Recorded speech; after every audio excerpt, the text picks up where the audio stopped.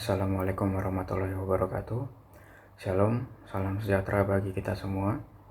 Perkenalkan, nama saya Calvin Sitohang dengan NIM 13122014. Di sini saya akan mereview kasus tentang kejahatan cyber atau cybercrime yang dilakukan oleh seorang hacker terkenal bernama Bjorka. Oke, sebelum melanjut tentang cerita peretasan yang dilakukan oleh Bjorka, sebelumnya saya akan menjelaskan tentang sebenarnya apa itu peretasan atau hacking. Hacking merupakan tindakan atau kegiatan di mana seseorang itu berusaha untuk mendapatkan akses secara tidak sah ke dalam sistem komputer atau jaringan yang biasanya dilakukan dengan cara memanfaatkan kelemahan suatu sistem untuk tujuan yang tidak sah atau ilegal. Kemudian orang-orang yang melakukan tindakan peretasan atau hacking tersebut biasa disebut dengan istilah hacker, di mana hacker itu adalah orang-orang yang memiliki keahlian dan pengetahuan dalam bidang komputer jaringan, di mana mereka mampu menerobos suatu sistem keamanan komputer atau jaringan. Penting untuk diketahui bahwa begitu banyak cara yang bisa dilakukan oleh seorang hacker di dalam melakukan peretasan. Salah satunya yaitu dengan cara melakukan phishing. Phishing itu dimana seorang hacker membuat sebuah situs palsu yang terlihat seperti situs resmi, di mana situs resmi tersebut bertujuan untuk menipu korban supaya korban tersebut memasukkan data-data pribadinya seperti nama, username, kemudian password atau nama kredit atau informasi lainnya. Kemudian cara selanjutnya yang sering dipakai oleh seorang hacker yaitu dengan cara mengirimkan malware kepada perangkat berupa komputer atau HP korban. Malware itu bisa berupa seperti perangkat seperti virus, trojan, ransomware atau spyware, di mana malware tersebut bertugas untuk mencuri data-data yang ada di HP seorang atau calon korban. Jika bicara tentang berbagai macam metode atau cara yang dilakukan oleh seorang hacker dalam melakukan peretasan, maka akan sangat banyak sekali metode. Akan tetapi pada kesempatan ini saya akan lebih berfokus kepada metode yang dilakukan oleh hacker Bjorka dalam melakukan peretasan, yaitu dengan cara cracker, yaitu mencari dan memanfaatkan sistem atau celah sistem dalam sistem target dengan cara melakukan scanning atau menemukan layanan atau servis yang terbuka dan rentan. Intinya, Bjorka dalam melakukan aksinya, dia memaksa masuk ke dalam sebuah sistem, kemudian melakukan pembajakan. Singkatnya seperti itu. Kemudian saya akan menceritakan tentang kasus Bjorka, di mana seperti yang kita tahu sekitar tahun 2022, aksi yang dilakukan oleh Bjorka tersebut sempat menggegerkan seluruh jagat Indonesia, karena aksi Bjorka tersebut membobol data sensitif baik masyarakat ataupun pemerintah, mulai dari data pribadi pejabat hingga dokumen rahasia negara. Kasus ini bukan hanya menyoroti kerentanan sistem keamanan digital Indonesia, tetapi juga memicu diskusi yang luas tentang perlindungan data pribadi. Awal mula kemunculan Bjorka yaitu sekitar tahun 2022 pada bulan Agustus, di mana pada saat itu dia mengklaim bahwa dia telah berhasil meretas berbagai data sensitif di Indonesia, di mana dia telah berhasil meretas sebanyak 1,3 miliar data registrasi kartu SIM card yang diduga milik Kementerian Komunikasi dan Informatika atau Kominfo. Kemudian data tersebut mencakup nomor induk kependudukan atau NIK, nomor telepon, dan nomor informasi provider yang kemudian dijual di forum gelap seperti Bridge Forum dengan harga ratusan juta rupiah. Tak cuma berhenti sampai di situ, kemudian Bjorka juga membocorkan 26 juta riwayat penelusuran pelanggan IndiHome, termasuk kata kunci pencarian, email, dan nick. Kemudian pada bulan Desember tahun 2022, Bjorka meningkatkan aksinya dengan melakukan doxing atau penyebaran data pribadi pejabat publik seperti Menteri Kominfo Kenny G. Plate, kemudian DPR Puan Maharani, dan Gubernur DKI Jakarta Anies Baswedan. Data yang dibocorkan meliputi NIK, nomor telepon, dan alamat rumah. Ia kemudian mengklaim memiliki dokumen rahasia, termasuk surat dari Badan Intelijen Negara atau BIN untuk Presiden Joko Widodo. Salah satu klaim kontroversialnya yaitu mengungkapkan informasi terkait kasus pembunuhan aktivis Munir.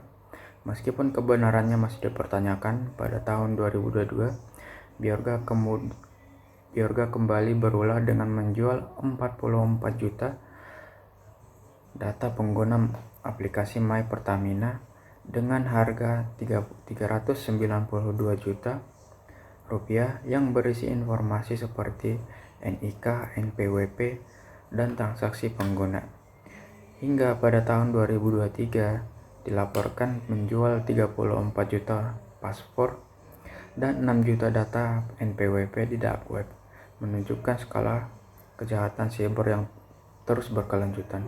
Akibat dari aksi yang dilakukan oleh Bjorka tersebut membawa dampak yang begitu besar terhadap keamanan siber di Indonesia. Seperti yang pertama yaitu kebocoran data pribadi dalam jumlah besar, di mana hal tersebut dapat meningkatkan risiko penyalahgunaan seperti penipuan, phishing, atau pencurian identitas. Data sensitif seperti NIK dan nomor telepon dapat digunakan untuk aktivitas kriminal seperti penipuan finansial ataupun pemerasan. Selanjutnya yaitu doxing terhadap pejabat publik, menciptakan keresahan sosial dan mempertanyakan kredibilitas sistem keamanan pemerintah. Selain itu, kasus ini juga menyoroti lemahnya infrastruktur keamanan digital di berbagai instansi, baik pemerintah maupun swasta. Banyak sistem yang diretas seperti server Kominfo, server PLN, hingga server Pertamina ternyata memiliki celah keamanan yang memudahkan peretas untuk masuk. Hal ini memicu banyak kekhawatiran bagi masyarakat terhadap privasi dan keamanan data, terutama karena Indonesia tercatat sebagai salah satu negara dengan kebocoran data tertinggi pada tahun 2022 dengan lebih dari 12 juta akun terdampak. Kemudian menanggapi aksi yang dilakukan oleh Bjorka, pemerintah Indonesia melakukan respon dalam bentuk dengan membentuk tim khusus yang terdiri dari Badan Cyber dan Sandi Negara atau BSSN, Kominfo, Polri, dan juga Badan Intelijen Negara untuk menyelidiki dan menangani kebocoran data. Menurut Menko Polhukam Mahfud MD, Bjorka diduga memiliki motif campuran antara politik, ekonomi, dan aktivisme.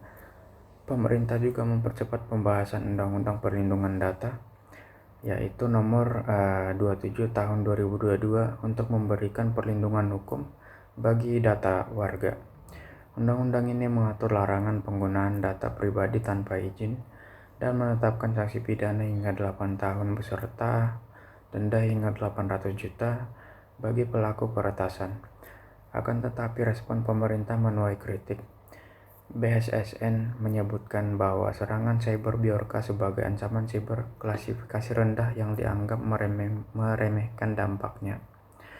Selain itu, upaya penegakan hukum terhambat karena kesulitan melacak pelaku dari dark web dan kurangnya pendekatan teknologi canggih dalam melakukan penyelidikan. Kemudian pada bulan September tahun 2022, polisi menangkap seorang tersangka di Cirebon yang diduga adalah Bjorka, tetapi sang hacker membantahnya melalui media sosial, menunjukkan tantangan bahwa dalam mengidentifikasi pelaku sebenarnya. Dia tidak terima bahwa dia dituduh menjadi Bjorka dalam melakukan peretasan tersebut. Dari kasus peretasan yang dilakukan oleh Bjorka, kita jadi menyadari bahwa betapa pentingnya keamanan siber di era digital dalam mengantisipasi terjadinya pencurian data ataupun hacking yang dilakukan oleh hacker. Saya memiliki ada beberapa tips yang bisa kita lakukan, yaitu yang pertama dengan cara menggunakan kata sandi di setiap akun kita. Kata sandi yang kuat seperti kombinasi dari huruf dan angka ataupun simbol-simbol tertentu yang sulit untuk dilacak oleh seorang hacker. Kemudian hindari membagikan data pribadi seperti KTP ataupun nomor telepon di platform ataupun situs web yang kurang dipercaya atau bukan resmi. Selanjutnya yaitu mewaspadai email ataupun tautan ataupun foto ataupun aplikasi yang dikirim oleh seseorang yang tidak dikenal, baik itu dari pesan seperti di WhatsApp atau dimanapun itu, karena kemungkinan besar hal tersebut adalah merupakan phishing atau bertujuan untuk melakukan pencurian data. Selain itu, kita dapat juga melakukan pembaruan perangkat lunak untuk meningkatkan keamanan perangkat yang kita gunakan. Selanjutnya, hal yang bisa diperhatikan oleh khususnya untuk pemerintah dalam menangani tindak pidana atau kejahatan cybercrime yang dilakukan oleh hacker, yaitu bisa dengan cara meningkatkan sistem keamanan, dengan cara mendeteksi kerentanan sistem, kemudian bisa juga dengan melakukan kerjasama internasional kepada negara-negara yang sistem keamanan datanya lebih bagus atau lebih canggih, karena biasanya hacker seperti Bjorka ini adalah merupakan kejahatan hacker antar negara atau lintas negara. Dari kasus peretasan yang dilakukan oleh hacker Bjorka, kita jadi semakin menyadari bahwa betapa pentingnya perlindungan terhadap data-data pribadi kita. Maka dari itu harapan saya, marilah kita sama-sama meningkatkan literasi terhadap keamanan cyber dan juga mendukung regulasi yang melindungi data pribadi.